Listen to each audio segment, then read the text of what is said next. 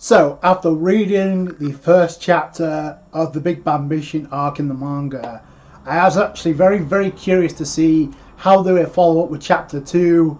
And the chapter, I could honestly say the second chapter is just as good, if not better, because we get a lot of insight, we got a lot of information, and it also felt fresh, and I'll dive into why that is. A different variation of the same arc, just in manga format. Before I get into this chapter, I want to go back to a point I made from the previous chapter when it comes to like the Goku Beerus situation, where we had the rematch and we had the result, we had the conclusion, then they moved on to chase down View. So when it comes to the anime, I actually went back and watched episode 2 because that's actually a two-parter. The cliffhanger with Beerus and Goku having the rematch, but in episode 22, the second episode of the Big Bang Mission arc, it's pretty much established that it got cut short. For instance, I actually looked real close to see if there was anything close to what the manga did. The only thing is when Goku is trying to rush Beerus, and Beerus is dodging all of Goku's hits. Beerus all of a sudden lands a huge kick on Goku whilst in Super Saiyan Blue. So that's the only thing I can come up with. After that, shoehorned with Vegeta coming in, trying to land a kick. Beerus sending the Ki Energy Blast, not looking, and then sending Vegeta away in Super Saiyan Blue. Then Trunks comes in base, swings his sword, only for Beerus to block with one finger. That's the only thing I can kind of see as Beerus sticking around. The manga did a much better job of flushing that out. Even though you can say it was pretty much a gag because it was a flick to the forehead, it's still technically an L for Goku. That was pretty crazy, so I had to go back and watch to make sure I didn't miss anything when it comes to that. So no, the anime did not give us anything close to what the manga did. The fact that the manga did a much better job of like handling Trunks. Like I said, even in the anime, it never made any sense for Trunks to attack Beerus in base, a guarded destruction. It made Trunks look like a dumbass. Where you compare it to the manga, he literally went into Super Saiyan God.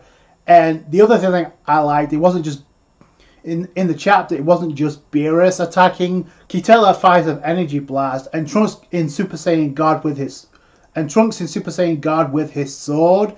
He changes the trajectory of that Ki blast. He doesn't blow it away or just like tanks it. He changes the trajectory of that Ki blast in Super Saiyan God, and Trunks says, "It took all I had just to do that." Rather than having Trunks look like a dumbass for attacking in base. So I actually appreciated that. Also the fact that they just adapted, the manga actually adapted like the first 2 episodes into one chapter. They wrapped up that fight, but it was a better structure to it. And chapter 2 follows suit because we ended the chapter with the appearance of Dr. W staring down Xenogoku and Xenovegeta, Time Patrol Vegeta and Goku. And it starts off with Vegeta going into Super Saiyan 2, actually rushing Dr. W. He lands a kick and sends him flying. He takes a hit and he actually stands back up. But it's only after that he activates his like mechanical claw he's able to attack with. So we know he has that in the anime. Xeno Vegeta comes charging in. Dr. W jumps up and immediately avoids it. So he's already we know what's going on. He's analyzing the data from Vegeta. Goku's like, "Hey, you want to switch?" And Vegeta's like, "No, just stay put." Then Dr. W comes in, tries to attack Vegeta. Vegeta ends up dodging another attack like a boss. So it is cool that Vegeta's getting the majority of this fight. But then Dr. W is just trying to wind Vegeta. He's like provoking Vegeta. "Hey, you evaded it, but you're so weak. It's boring. Why don't you go full power?" And then Vegeta goes into Super Saiyan 4, which automatically makes this makes a hell of a lot more sense. In the anime, he goes into Super Saiyan 3 before he goes into Super Saiyan 4, which even though it looked cool because it was the first time you saw Vegeta in Super Saiyan 3, it made no sense because if you wanted to get a leg up on somebody who knows your moves, the best thing you would do is go into full power. So Vegeta goes into Super Saiyan 4, makes total sense.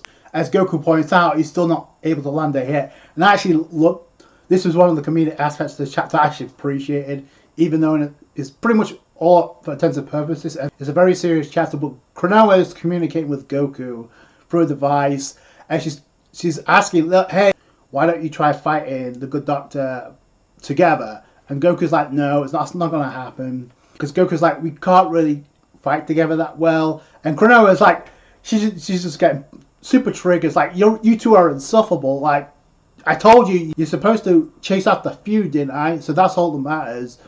And if you look at how Klonoa's responding to Goku, it looks like Klonoa's literally popping out of the communication device. Well, that's just an artistic comedic effect, but that's hilarious either way. That's when Goku comes in, goes into Super Saiyan 4, and he's like, yo, Vegeta, we gotta team up. Vegeta's like, do whatever you like, just don't get in my way. Doesn't matter, because neither of them can land a hit on Dr. W, which we know the reason for that. And then, this is actually pretty cool. I think they also did this in the anime, but art in this chapter is superb, though. I will say that. I think that's one thing that kind of gets overlooked by me. The art looks really amazing in the Super Dragon Ball Heroes manga. So Goku fires up the Kamehameha in Super Saiyan 4. Vegeta fires a Gallic Gun in Super Saiyan 4. They both fire and it lands on Dr. W, but we know the result, and it's the same thing here. Dr. W ignites the aura because he's absorbed the energy and he's absorbed the data. So he's like, I've learned your powers. Then it cuts to Capsule Corp, Goku and Vegeta, along with Time Patrol Pan and Time Patrol Trunks. But we actually get some cool interactions. First off, Vegeta recognizes Pan as the daughter of Gohan, so it's cool, it's intuitive about that, even though it's not that hard to put together. Then Goku actually doesn't realize this, and he's freaking out, like, whoa, what? I didn't know this. And then Pan's like, I wasn't really supposed to say that, but I guess the cat's out of the bag anyway. And then Goku kind of like insults Pan. So he's like, hey, she grew up to be a tomboy. Pan's like, wait, what's that supposed to mean? You're being mean, Grandpa. You're being mean, Grandpa Goku. What are you talking about? A tomboy. So either she knows what a tomboy is or she doesn't. And then Toki's freaking out. I like the interactions we're getting because, let's be honest, we rarely get anything like this when it comes to like Dragon Ball GT or Dragon Ball Super. Like, we literally got an entire chapter in the Dark Demon Realm mission with Pan trying to help Gohan against Shroom. So that was actually a pretty cool chapter for the dynamic between Gohan and Pan, which we rarely get much of. So that was actually pretty cool. But the thing I thought was very interesting is the outfit that Trunks wears gets addressed as being able to maintain guard power, which is interesting. So Pan mentions, hey, Trunks, did your clothes change? And Trunks is like, yep, I received these clothes in order to maintain guard power. So that actually struck me, and I actually appreciated this. Now I actually appreciate this chapter even more the more I think about it, because first off, we know Trunks can go Super Saiyan God, but the fact he's able to maintain this. Before I get into that, I want to point out, back in Dragon Ball Super, when after Goku unlocked Super Saiyan God, he fought Beerus. After that, it kind of went dormant, and then he already had the power of a god, but then he went to the next stage and went Super Saiyan Blue. After that, the Dragon Ball Super anime, especially during the recruitment stage of the Tournament of Power, spammed the living hell out of Super Saiyan Blue, the entire arc. And it wasn't until, which caused a lot of problems power scaling wise, and it wasn't until I believe when he teamed up with Hit, we got the return of Super Saiyan God. And a lot of people were like, wait, what? Where's this coming from? Why didn't Goku use this beforehand? So, in that aspect, this was a very smart move on the part of the manga, because it hasn't out. Because if people ask, wait, why isn't Trunks going into Super Saiyan God? If he had it all this time, why didn't he use it? In this case, Trunks says he's able to maintain his God power with this outfit, which is crazy, but it's actually pretty smart. So it's not a plot device. On top of that, you literally have Goku in the same sequence say, it would be cool if I can get that as well. So again, it's one of those things, it may seem minuscule to a lot of people. As a stickler for detail, I actually appreciate this moment of the chapter. And so it does two things. Number one, it's actually smart because it's not a plot device if Trunks re-emerges into Super Saiyan God. And number two, makes me learn more because it's obvious that the person who made that, it had to have been Klonoa, right?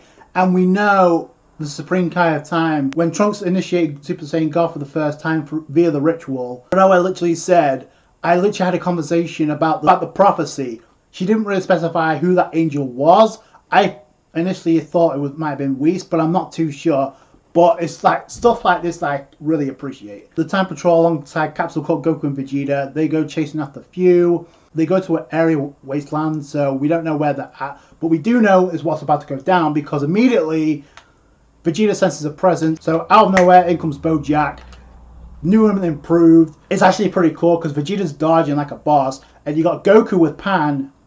And then out of nowhere, in comes Turles as well. The return of BoJack and Turles, which is pretty cool. And immediately, Turles takes this opportunity to actually teleport behind Goku, kick Goku in the back and in the air. So that's actually pretty cool. This is actually pretty cool. We actually get I kind of forgot if the anime did this, but BoJack says he received a feather from Dogi Dogi, and it actually saved him from being destroyed by Gohan. So that was actually pretty cool. Pan sees this feather and he's like, oh, it's Dogi Dogi's feathers. So adds more consistency because BoJack's like, yo, I got nothing against you. The one I really have an itch to grind with is Gohan. So it's consistent with obviously BoJack Unbound because Gohan's the one that messed him up. So BoJack wants to mess him up, but then Vegeta pulls up and he's like, don't bother because this time I'll be the one who messes you up. Vegeta then goes into Super Saiyan God, and that, much like the last chapter with Beerus and Goku and the outcome of that took me by surprise. This took me by surprise. Vegeta goes into Super Saiyan God to fight BoJack, which is actually pretty smart as well. At the Goku's Turles rematch, Turles is just getting the better of Goku, and we know the reason why is because, as he states, endlessly a fruit from the Tree of Might, so it's allowed him to get even more powerful after all this time. Turles is like, hey Kakarot, if you're kneelable for me, we can get along. And Goku responds in typical Goku fashion, I already told you I ain't Kakarot. So then then Goku also goes into Super Saiyan God. That was actually really cool.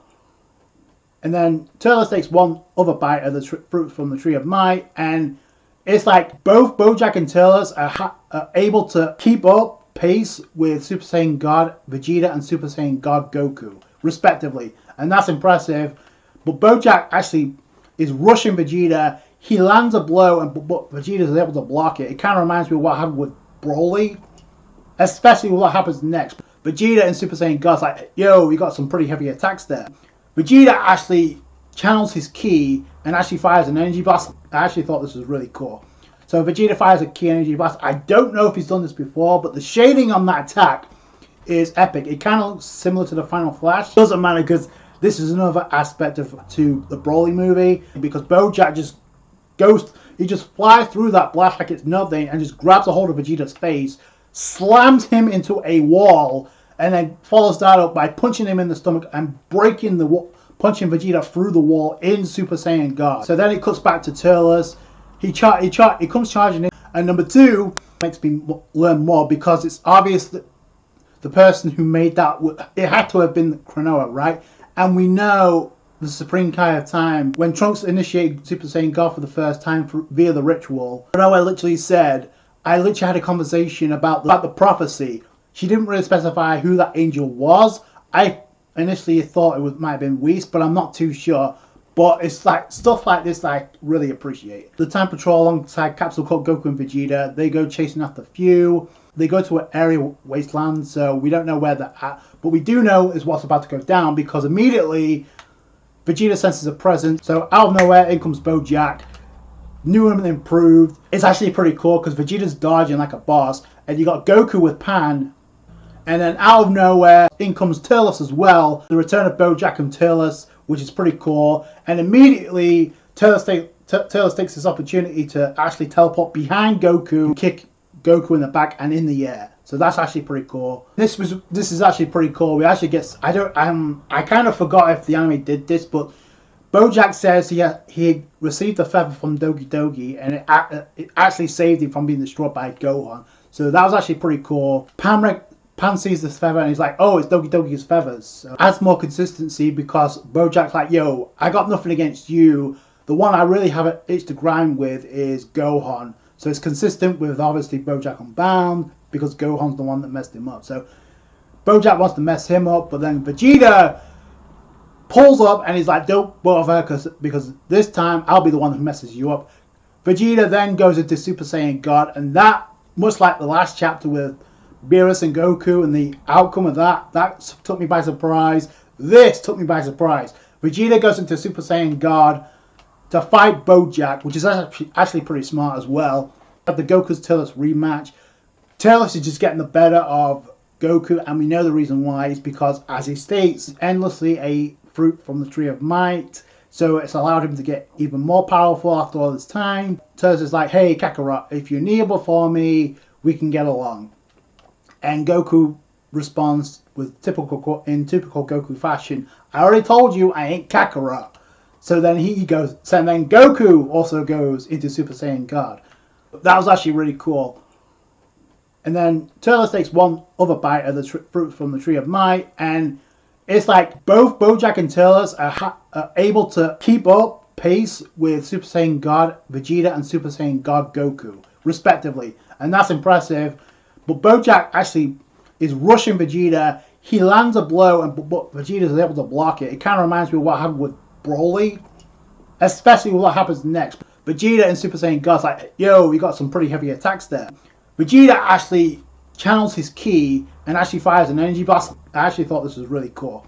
So Vegeta fires a ki energy blast. I don't know if he's done this before, but the shading on that attack is epic. It kind of looks similar to the Final Flash. Doesn't matter, because this is another aspect to the Broly movie, because BoJack just flies through that blast like it's nothing and just grabs a hold of Vegeta's face, slams him into a wall, and then follows that up by punching him in the stomach and punching Vegeta through the wall in Super Saiyan God. So then it cuts back to Turles.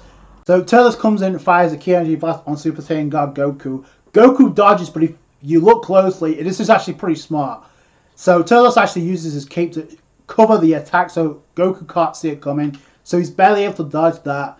So Goku avoids it, and Turles ditches the cape, and Turles just appears right above Goku and just fires an energy blast. Goku avoids it, but it creates a huge crater. Trunks is forced to carry Pan even further away. This is where Trunks actually reveals, like, we knew this anyway because of what we found out in the anime, but it seems like Turles and BoJack's ki are getting largely continued to grow because they're feeding off the universal tree. It's pretty much putting the pieces together, and then this is where Goku and Vegeta decide to go stop holding back, and they both go to Super Saiyan Blue. That was a cool transition. It's like it mirrors what we saw in the other fight with Goku, Time Patrol Goku, and Time Patrol Vegeta going into Super Saiyan 4 as Dr. W. So we have Capsule Corp Goku and Vegeta about to team up and going into Super Saiyan Blue, and it's pretty much confirmed that Vegeta was in Super Saiyan God because Trunks is realizing they both have blue hair now. So, and this is the first time he's seen this, which is actually consistent because Goku and Beerus fought in space and Trunks wasn't there. So, again, attention to detail. I said this before, with the way the anime are going with the Ultra God Mission arc, I said it's obvious they're trying to go somewhere with Trunks. I don't know if he's going to get a new mode, but they're definitely going somewhere with Trunks' character, for sure. But the fact that they're having Trunks witness a level beyond Super Saiyan God, so he's like, there's something beyond Super Saiyan God. And then this is where Few comes in because he knows it's GG if this fight continues any further. So he uses Doki Doki to use Klonoa's freeze abilities to like literally freeze Goku, Vegeta, and Time Patrol Pan and Time Patrol Trunks. So that was actually pretty cool. You see Doki Doki on Few's shoulder. BoJack actually gets triggered. It's like, why are you interfering here? And Few's like, pretty much, you wouldn't win. You wouldn't stand a chance against them in Super Saiyan Blue. Few takes this opportunity while everyone is frozen to snag Toki Toki. The God Bird is pretty much kidnapped and taken away by Few. He dips. Then Vegeta's like, yo, we should head back to Earth. The bird isn't here, so it doesn't look like we have any leads, which is interesting because that did not happen in the anime. Like, they just continue on even further. But then Goku's getting all fired up because he's like, yo, those guys are stronger. I'm getting excited. So typical Goku, and Pan calls us out. It's like, yo, how can you be acting like this? Then probably one of my favourite parts of the entire chapter, because my girl Towa finally appears and actually has some interaction with Few, automatically makes this a huge upgrade from the way that Towa was introduced or was showcased at the beginning of the Big Bang mission. The number one, the fact that Towa has dialogue is an upgrade. The second thing is this scene gives Towa some huge relevance, not only to this arc, but what's come before it. Because we find out, Towa says, I've received the 2 analyzed data from the Doctor, so obviously Dr. W. Is the plan going smoothly? Few. So there was already a plan in motion anyway. Few's like, yeah, he kept those 2 busy on that side. Thanks to him, everything worked out. And Few's like, also telling me about Doki Doki, as well as acquiring more detailed data on the Time Patrol. I can't thank you enough for all you've done. And then Towa responds, why thank you. And then we finally get Towa revealing her new drip in full form. So Towa is introduced into the Big Bang mission. Not a surprise, although this pretty much confirms Towa tanked a sword attack from Trunks. So Towa continues to be a beast, and I love it. So that's actually really cool. And isn't it funny how as soon as we see Towa again, it cuts to the return of Poutine and Salsa. So it goes to another area. I don't know where that is. It's another wasteland with dark skies.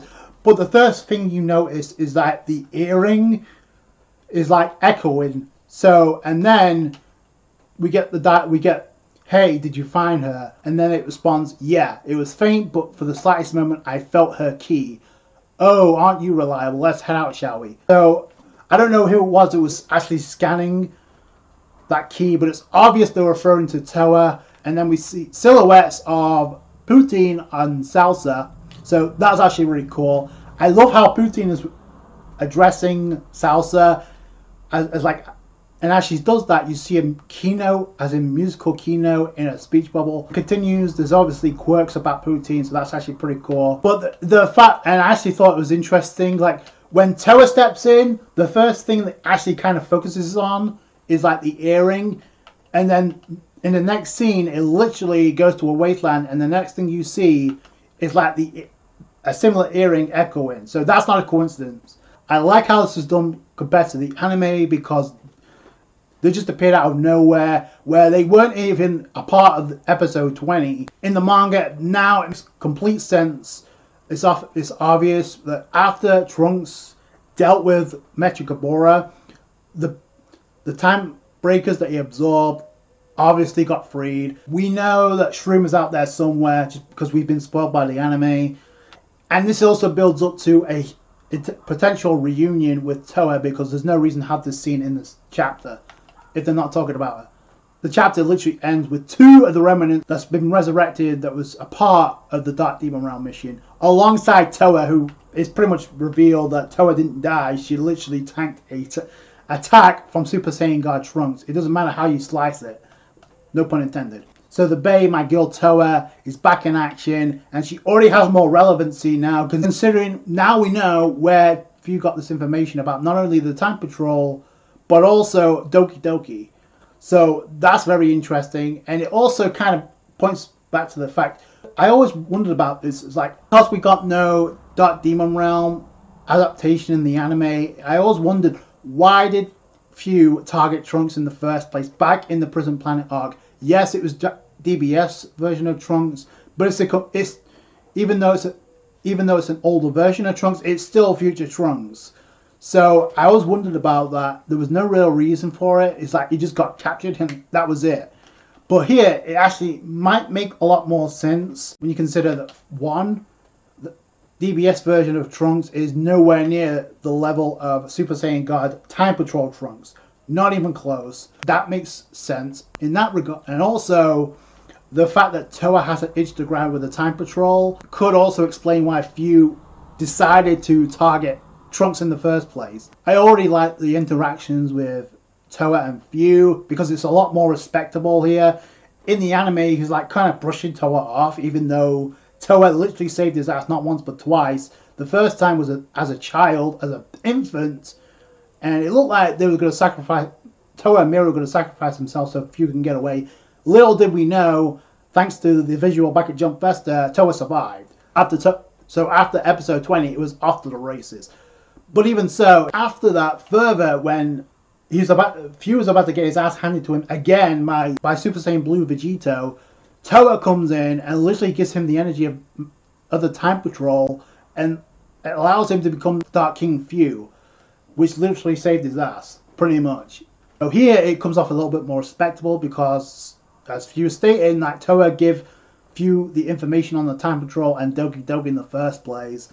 I don't know if that's going to continue. Again, I don't really care much for Fu as a character, although Towa is a different manner, so I care an awful lot about her.